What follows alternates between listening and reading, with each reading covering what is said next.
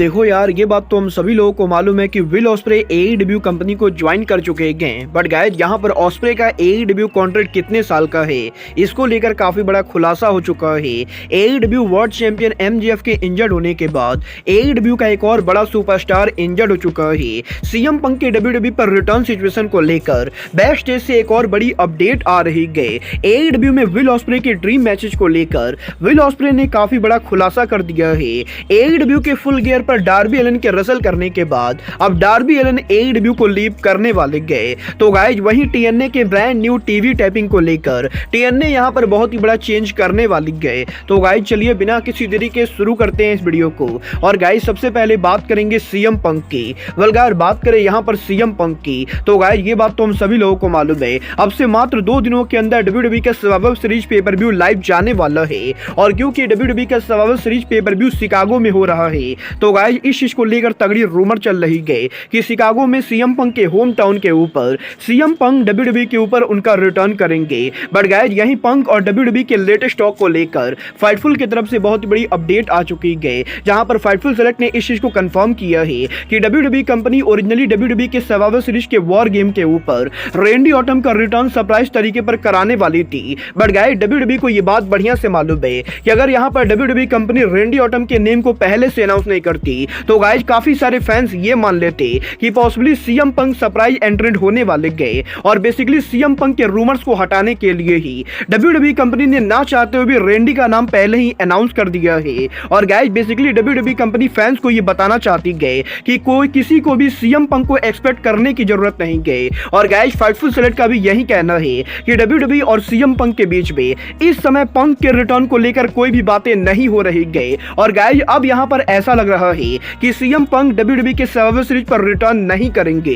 Well guys, अब ये तो 2 दिन बाद पेपर व्यू पर पता ही चल जाएगा कि पंक यहां पर आएंगे या नहीं। बट गाइस, जहां तक बात रही रेसलर्स के आने की, तो गाइस यही एईडब्ल्यू के फुल गियर पेपर व्यू के ऊपर डार्बी एलन के एईडब्ल्यू के फुल गियर पर रसल करने के बाद अब डार्बी एलन एईडब्ल्यू कंपनी को लीव करने वाले। मैं आप लोग को ऑलरेडी बता चुका हूं, एईडब्ल्यू के former TNT champion Darby Allin अगले साल के ऊपर माउंट एवरेस्ट के ऊपर चढ़ाई करने वाले गए। और क्योंकि डार्बी एलन माउंट एवरेस्ट के ऊपर क्लाइंब करने वाले गए, तो गाइज इसीलिए डार्बी एलन अब एईडब्ल्यू कंपनी से उनका लीव लेने वाले गए। और गाइज, रेसलिंग ऑब्जर्वर ने इस चीज को कंफर्म कर दिया है कि डार्बी एलन माउंट एवरेस्ट पर चढ़ने के लिए चाइना के अंदर जाकर ट्रेनिंग करने वाले गए। और डार्बी एलन का ये ट्रेनिंग इसी महीने के एंडिंग पर शुरू होने वाला है। और इसीलिए आने वाले कुछ महीनों के अंदर हमें यहाँ पर पॉसिबली डार्बी एईडब्ल्यू के टेलीविजन पर देखने को नहीं मिलेंगे।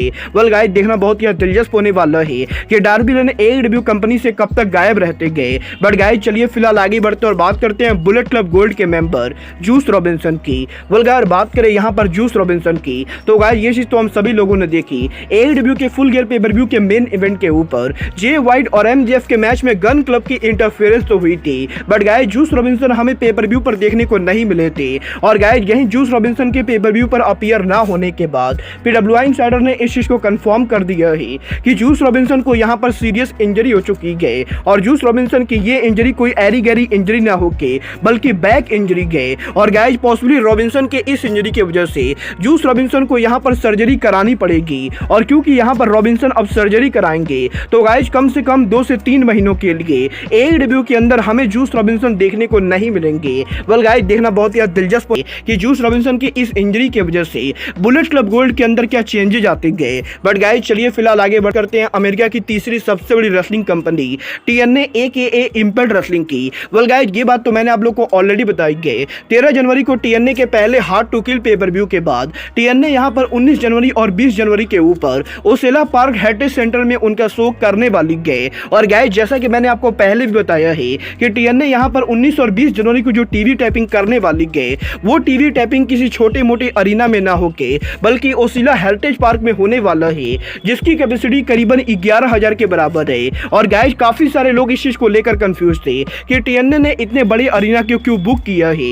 वेल गाइस, अब यहां पर रेसलिंग ऑब्जर्वर ने इस चीज को कंफर्म कर दिया है कि टीएनए यहां पर ओसिला पार्क सेंटर में इवेंट तो करने वाली है, बट ये इवेंट ओरिजिनल अरीना में ना होके बल्कि यहां पर इवेंट सेंटर के अंदर होने वाला है। और गाइस, बेसिकली यहां पर ओसिला पार्क के अंदर एक छोटा सा इवेंट सेंटर है, जिसके अंदर काफी सारे कॉन्सर्ट और शोज होते गए। और गाइस, टीएनए ओरिजिनल बड़े वाले अरीना में शो ना करके बल्कि इस छोटे वाले इवेंट सेंटर के अंदर शो करने वाली है। है, जिसकी कैपेसिटी करीबन 500 से 700 के बराबर है। और गाइज इसका मतलब ये है कि हमें यहाँ पर 19 और 20 जनवरी को TNA का पहला टीवी टैपिंग 11,000 के बड़े वाले अरीना में देखने को ना मिलके बल्कि छोटे वाले 500 कैपेसिटी के इवेंट सेंटर में देखने को मिलेगा।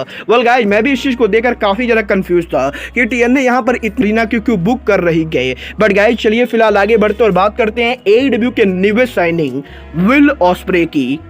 गाइज AEW के फुल गियर पर विल ऑस्प्रे के सरप्राइज अपीयरेंस के बाद और विल ऑस्प्रे के रिंग में कॉन्ट्रैक्ट साइन करने के बाद अब ये चीज तो ऑलरेडी कंफर्म हो चुकी है कि विल ऑस्प्रे AEW कंपनी को ज्वाइन कर चुके हैं और AEW कंपनी के द्वारा विल ऑस्प्रे को लेकर ऑफिशियल ऑल एलीट ग्राफिक भी जारी हो चुका है। बट गाइज अब जबकि ऑस्प्रे AEW के साथ साइन कर चुके हैं तो गाइज बहुत सारे लोगों के मन में ये सवाल है कि विल ऑस्प्रे का ये कॉन्ट्रैक्ट कितने साल का होने वाला है। वेल गाइज अब मैं आपको बता दूं विल ऑस्प्रे ने AEW के अंदर जो कॉन्ट्रैक्ट साइन किया है वो कॉन्ट्रैक्ट 1 या 2 साल का ना होके बल्कि मल्टी ईयर कॉन्ट्रैक्ट होने वाला है। और बात करें मल्टी ईयर कॉन्ट्रैक्ट की तो गाइड यहाँ पर फाइटफुल सेलेक्ट ने इस चीज को कंफर्म किया है कि AEW कंपनी जनरली जिन रेसलर्स को मल्टी ईयर कॉन्ट्रैक्ट में साइन करती है उनका कॉन्ट्रैक्ट यहाँ पर 3 साल से 5 साल के बीच में होता है। और जनरली AEW के अंदर AEW on an average wrestlers को 4 साल के कॉन्ट्रैक्ट में साइन करती है। और क्योंकि ऑस्प्रे का कॉन्ट्रैक्ट भी मल्टी ईयर का कॉन्ट्रैक्ट है तो गाइज आप लोग ये मानकर चल सकते हो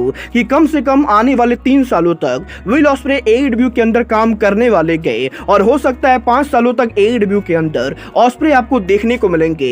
वेल गाइज क्योंकि ऑस्प्रे का कॉन्ट्रैक्ट मल्टी ईयर कॉन्ट्रैक्ट है तो गाइज ये चीज तो अब कंफर्म हो चुकी है कि कम से कम आने वाले 3 सालों तक विल ऑस्प्रे AEW को लीव नहीं करने वाले गए। बट गाइज जहां तक बात रही ऑस्प्रे के AEW करियर की तो गाइज अब मैं आपको बता दूं विल ऑस्प्रे के AEW को फुल टाइम ज्वाइन करना अब विल ऑस्प्रे ने AEW में उनके ड्रीम ओपोनेंट रिवील कर दिए हैं। जहां पर ऑस्प्रे का ये कहना है कि वैसे तो AEW के अंदर ऐसे बहुत सारे रेसलर्स हैं जिनसे यहां पर ऑस्प्रे रेसल करना चाहते गए बट गाइज यहां पर 4 से 5 ऐसे रेसलर्स हैं जिन्हें यहां पर ऑस्प्रे AEW के अंदर डेफिनेटली फेस करना चाहेंगे। और इनमें से पहला नाम और कोई नहीं बल्कि AEW के फॉर्मर TNT चैंपियन मीरू गए जिन्हें यहां पर ऑस्प्रे रिंग के अंदर 1-on-1 मैच में फेस करना चाहते गए। बट इसी के साथ ऑस्प्रे यहां पर आंद्रादे एल इदोलो को AEW में सिंगल मैच में फेस करना चाहते गए। और गाइड यहां पर ऑस्प्रे का ये कहना है कि CML और NJPW के पार्टनरशिप की वजह से ऑस्प्रे को कभी भी आंद्रादे से रेसल करने का मौका नहीं मिला।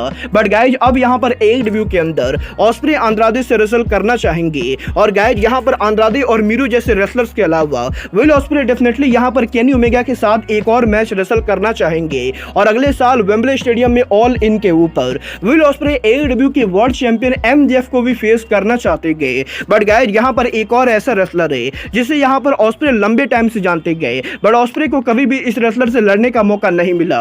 और ये रेसलर और कोई नहीं बल्कि बुलेट क्लब के फॉर्मर लीडर जे वाइट है। जहां पर ऑस्प्रे का ये कहना है कि वैसे तो NJPW के अंदर ये दोनों पहले रेसल कर चुके गए बट अमेरिका के अंदर अभी तक ऑस्प्रे और जे वाइट के बीच में कोई भी सिंगल मैच नहीं हुआ है। और गाइज इसीलिए विल ऑस्प्रे AEW के अंदर मीरू Andrade L इदोलो MJF Kenny Omega और जे वाइट को ड्रीम मैच के अंदर फेस करना चाहते गए। वेल आप लोग AEW के अंदर ऑस्प्रे का कौन सा ड्रीम मैच देखना चाहते हो आप लोग मुझे कमेंट करके बताइए। बट गाइज अब आज के इस वीडियो में बस इतना ही। मैं मिलता हूं आपसे अपने अगले वीडियो में। बट गाइज तब तक के लिए good bye, good night and bang.